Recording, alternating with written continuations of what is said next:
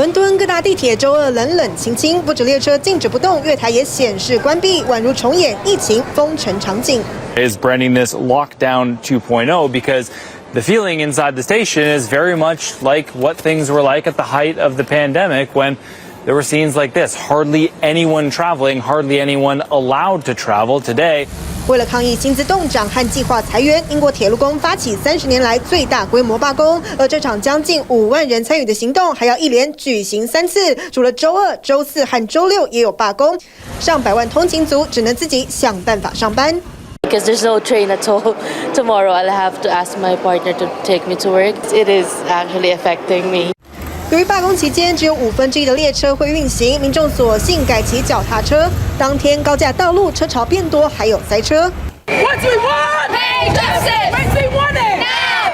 早在周末，伦敦就有上千民众上街示威，抗议万物皆涨，只有薪水没涨。You have to be working 50, 60 hours so you're able to meet your bills and pay your rent. This is not acceptable in today, the 21st century.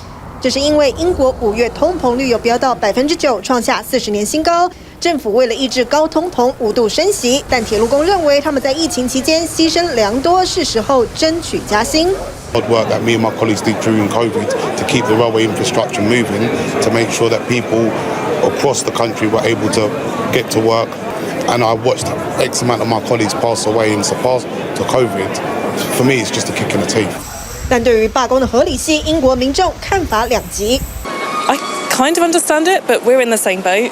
We're not potentially getting a pay rise, you know, in the NHS and everything. And I kind of understand it, but it's not the people that you need to hit, they're not hitting. They're hitting the people that actually need to get to work. They're hitting the patients, staff. 首相强生则认为罢工错误且没有必要。英国运输大臣态度也很硬，不打算参与谈判。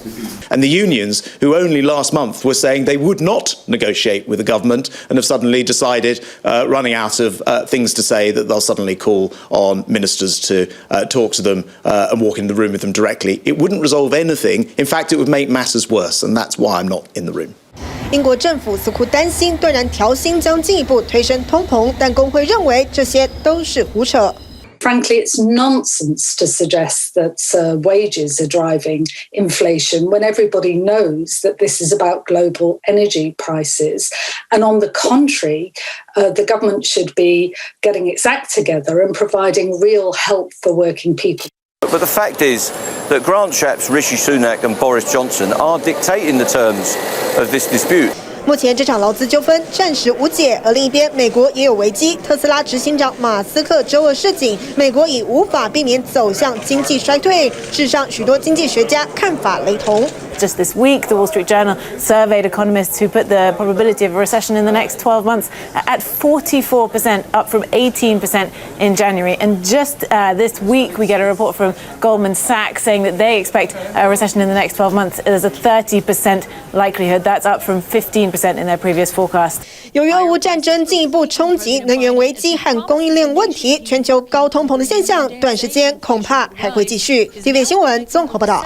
请支持 TVBS 国际 Plus 全新频道，让您扩大视野，掌握趋势，接轨全世界。恳请订阅，开启小铃铛。